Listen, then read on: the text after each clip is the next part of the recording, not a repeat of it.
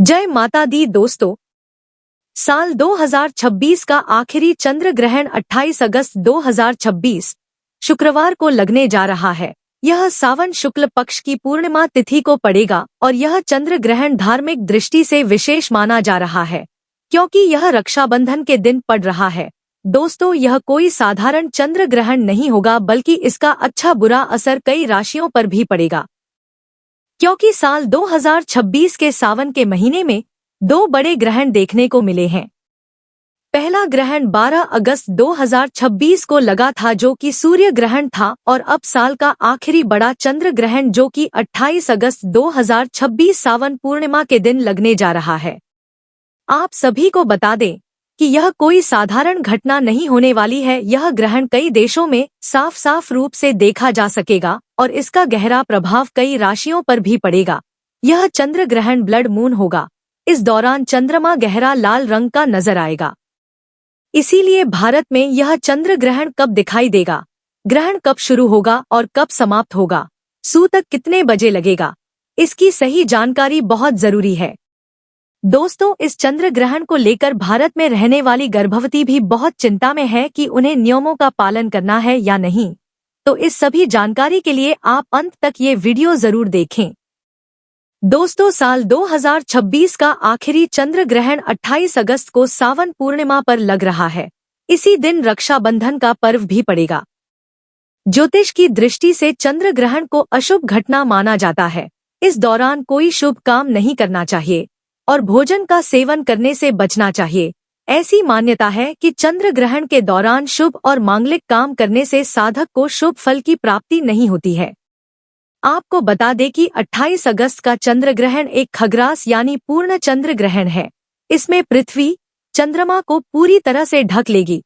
दोस्तों की चंद्र ग्रहण के दौरान चंद्रमा कुंभ राशि में विराजमान रहेंगे। ऐसे में कुछ सकारात्मक और नकारात्मक प्रभाव सभी राशियों के ऊपर देखने को मिलेगा। वृषभ, मिथुन, तुला और मीन राशि वालों पर ग्रहण का सकारात्मक प्रभाव रहेगा, धन लाभ होगा। वहीं मेष, कर्क, सिंह, कन्या, वृश्चिक, धनु और कुंभ राशि वालों को कुछ परेशानियां उठानी पड़ सकती है। बनते हुए काम बिगड़ सकते हैं। और बात करें इस चंद्र ग्रहण के समय की, तो दोस्तों भारतीय समय के अनुसार इस चंद्र ग्रहण का उपछाया में प्रवेश 28 अगस्त 2026 को सुबह 6:54 पर होगा और ग्रहण का प्रारंभ सुबह 8:04 पर होगा और ग्रहण का मध्य सुबह 9:43 पर होगा और ग्रहण की समाप्ति सुबह 11:22 पर होगी और उपछाया की समाप्ति दोपहर 12:32 पर होगी। कुल मिलाकर 5 घंटे 39 मिनट तक ये ग्रहण रहेगा। चलिए अब जान लेते हैं कि यह चंद्र ग्रहण कहां-कहां दिखाई देगा। यह चंद्र ग्रहण उत्तर अमेरिका, दक्षिण अमेरिका, यूरोप और अफ्रीका के अधिकांश भागों के साथ साथ Vienna, Paris, Rome, Madrid, London, Berlin, Prague, Brussels, New York, Johannesburg, Rio de Janeiro और ब्यूनस आयर्स में दिखाई देगा। आपको बता दूं कि ये चंद्र ग्रहण 28 अगस्त को सुबह के समय आरंभ हो रहा है। ऐसे में ये भारत में नजर नहीं आएगा। यह ग्रहण भारत के साथ साथ नेपाल, श्रीलंका, बांग्लादेश, चीन, जापान, ऑस्ट्रेलिया और एशिया के अधिकांश अन्य भागों से दिखाई नहीं देगा। और बात करें इस चंद्र ग्रहण के सूतक काल की, दोस्तों चंद्र ग्रहण आरंभ होने के करीब 9 घंटे पहले से सूतक काल शुरू हो जाता है। इस दौरान शुभ मांगलिक कार्यों में पाबंदी लगने के साथ मंदिरों के कपाट बंद कर दिए जाते हैं। लेकिन इस बार ये चंद्र ग्रहण भारत में नजर नहीं आने वाला है। ऐसे में सूतक काल मान्य नहीं होगा। इस चंद्र ग्रहण का धार्मिक दृष्टि से कोई भी महत्व नहीं रहेगा। दोस्तों, 28 अगस्त को रक्षाबंधन का पर्व भी मनाया जाएगा। साल का आखिरी चंद्र ग्रहण इसी दिन लगने वाला है। दिन के समय होने के कारण सूतक काल नहीं होने वाला है। ऐसे में बिना किसी चिंता के बहनें भाइयों को राखी बांध सकती हैं। हालांकि जिन देशों में यह चंद्र ग्रहण दिख रहा है वहां पर इसका सूतक काल माना जाएगा। वहां पर सूतक व ग्रहण काल के सारे नियम मान्य होंगे। वहां पर रहने वाले लोगों को इस चंद्र ग्रहण के समय विशेष सावधानी बरतनी होगी।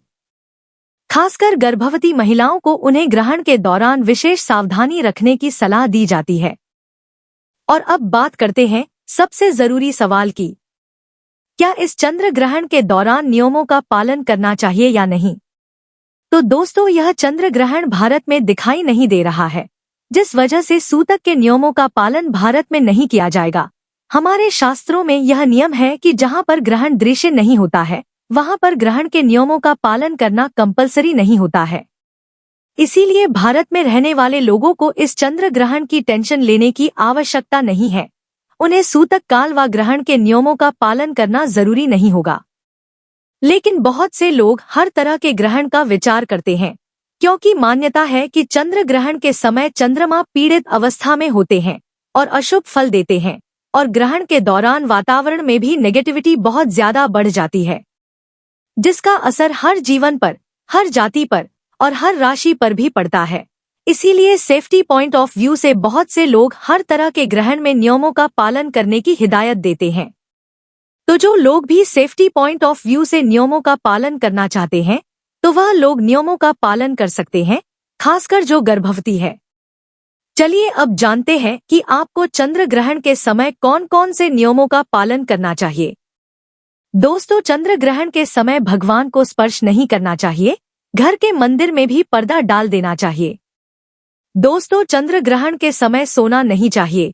इस समय जितना संभव हो भगवान का ध्यान करें, मंत्र जाप करें। गर्भवती महिलाओं को खासकर चंद्र ग्रहण के समय घर के बाहर नहीं निकलना चाहिए। अपने गर्भ में ग्रहण की छाया बिल्कुल भी पड़ने ना दें। इसके लिए चंद्र ग्रहण के समय आप अपने कमरे में ही रहें और कमरे की खिड़की दरवाजे बंद कर लें, ताकि ग्रहण की रोशनी आप तक ना पहुंच सके। साथ ही ग्रहण के समय गर्भवती को चाकू, कैंची, सुई, पेन, पेंसिल आदि का इस्तेमाल करने से भी बचना चाहिए। किसी भी तरह की धारदार या नुकीली चीज को स्पर्श ना करें। चंद्र ग्रहण के समय आप पेड़ पौधों को भी ना छुए। चंद्र ग्रहण के समय खाना पीना भी नहीं चाहिए। इसके लिए गर्भवती चंद्र ग्रहण स्टार्ट होने से पहले ही अच्छे से पेट भरकर खा ले, ताकि चंद्र ग्रहण के समय कुछ भी खाने पीने की आवश्यकता ना पड़े। फिर भी अगर आपको कुछ खाना पीना है या दवा खानी है, तो चंद्र ग्रहण लगने से पहले आप अपने खाने और पीने की चीजों में तुलसी का पत्ता डाल ले, ताकि जो खाने वाली या पीने वाली चीज है उसमें ग्रहण का दोष ना लगे। दोस्तों, ग्रहण के समय आपको खाना भी नहीं बनाना चाहिए। ग्रहण के समय आपको गैस नहीं जलानी चाहिए, छौंकना, बघारना भी नहीं चाहिए। ग्रहण के समय सजना संवरना भी नहीं चाहिए। इस समय बाल खींचना, तेल मालिश करने की भी मनाही होती है। ग्रहण के समय नहाना भी नहीं चाहिए। ग्रहण के बाद नहाना चाहिए। आप ग्रहण समाप्त होने के बाद गंगाजल डालकर स्नान जरूर करें और अपने घर, रसोई और पूजा घर को भी गंगाजल डालकर शुद्ध कर लें। फिर आपको ग्रहण के बाद ताजा खाना ही बनाकर खाना चाहिए और खासकर ताजा पानी भरकर ही पीना चाहिए। दोस्तों, अब जानते हैं कि चंद्र ग्रहण के दुष्प्रभाव से बचने के लिए गर्भवती महिला को कौन कौन से उपाय करने चाहिए। तो दोस्तों, सबसे जरूरी काम है कि चंद्र ग्रहण लगने से पहले गर्भवती को अपने पूरे पेट पर गेरू या लाल चंदन का लेप लगा लेना चाहिए। अगर आपको गेरू ना मिले तो आप अपने पेट पर गाय के गोबर या तुलसी के पत्तों का लेप लगा सकती हैं, या लाल चंदन या हल्दी का भी लेप लगा सकती हैं। ध्यान रखें, आपको अपने पेट पर कोई ना कोई लेप जरूर लगा लेना चाहिए, ताकि आपका होने वाला बच्चा ग्रहण के दुष्प्रभाव से एकदम सुरक्षित रहे। इसके साथ ही आपको दुकान से एक नारियल भी मंगा लेना है और उस नारियल को आप चंद्र ग्रहण के समय अपने पास रखें। इसके साथ ही आप अपने सर से लेकर पैर तक एक कलावा या मौली का धागा नाप ले और ग्रहण शुरू होने से पहले उसे ऐसी जगह में टांग दें जहां धागा मुड़े नहीं। यह इसलिए करते हैं कि धागा आपका सिंबॉलिक है, आपकी जगह पर एकदम सीधा है, ताकि आप ग्रहण के समय अपनी इच्छा के अनुसार उठ बैठ सकें, लेट सकें, ताकि कोई दोष ना लगे। इसके अलावा गर्भवती चंद्र ग्रहण शुरू होने से पहले थोड़ा सा गंगाजल भी पी ले, ताकि ग्रहण का नकारात्मक ऊर्जा आपको नुकसान ना पहुंचा सके।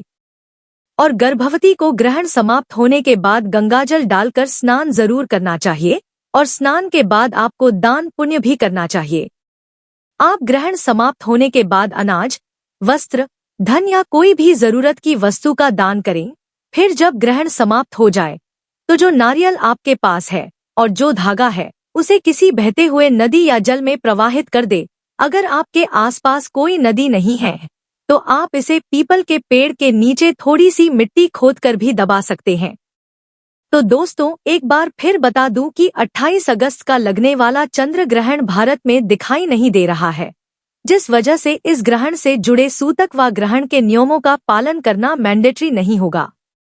यह टोटली आपकी इच्छा के ऊपर है कि आप ग्रहण के नियमों का पालन करेंगे या नहीं, क्योंकि जिस देश में ग्रहण दिखाई नहीं देता है वहां पर उस ग्रहण का धार्मिक महत्व भी नहीं होता है। तो दोस्तों, यह जानकारी आपको अच्छी लगी तो कमेंट में जय माता दी जरूर लिखें, और अगर आपका कोई सवाल है तो उसे कमेंट बॉक्स में अवश्य पूछ लें, और इस वीडियो को लाइक करें, शेयर करें और साथ ही साथ चैनल को सब्सक्राइब करें। धन्यवाद।